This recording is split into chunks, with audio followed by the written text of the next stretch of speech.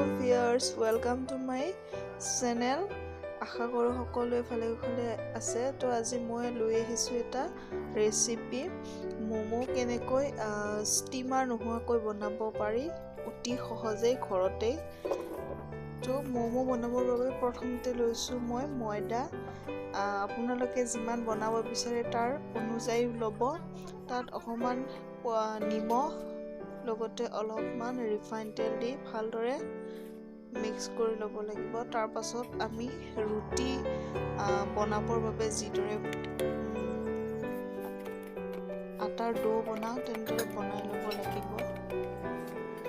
এইখিনি ভালদৰে মৰা হোৱাৰ পাছত তাৰ ওপৰত অকমান ৰিফাইন তেল দি 10 মিনিটৰ কাৰণে থৈ দিব। 10 মিনিট পাছত এইখিনি আকৌ অলপমান মাৰি তাৰ পৰা সৰু সৰু লাৰু বনাই ল'ব। ঠিক ইমানখিনিমান জোখত লাৰুবোৰ বনাই ল'ব। বনাই এইবোৰ পাতলকৈ বেলি ল'ব। যিহেতু মই ভেজ মোমো বনাম তো তাৰ বাবে বন্ধাকবি লৈছোঁ, পিঁয়াজ, নিমখ, তাত অকমান জলকীয়া গুড়ি আৰু তেলেৰে এইখিনি ভালদৰে মিক্স কৰি লওঁ। কবিখিনি মই 10 মিনিটমান গৰম পানীত তিয়াই থৈ দিছিলোঁ।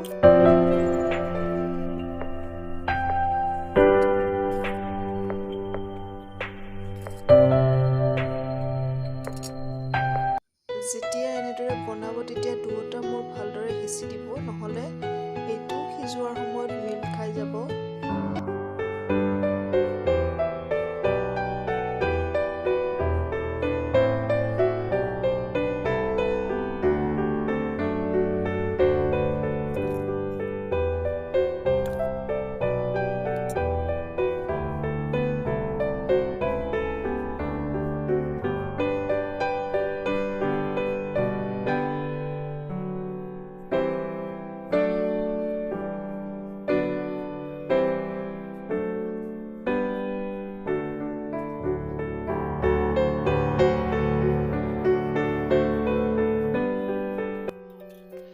এইখিনি সিজাবৰ বাবে মই এতিয়া এনেকুৱা এখন কাঁহী লৈ ল'ম।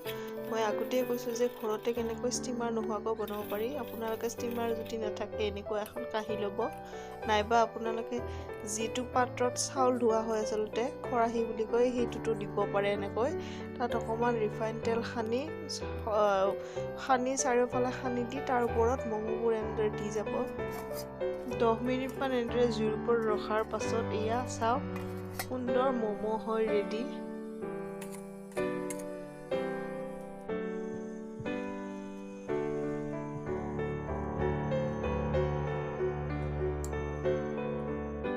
ভিডিঅ'টো শেষলৈ চোৱাৰ বাবে ধন্যবাদ। যদি ভাল পালে লাইক, শ্বেয়াৰ লগতে চেনেলটো ছাবস্ক্ৰাইব কৰিবলৈ নাপাহৰিব।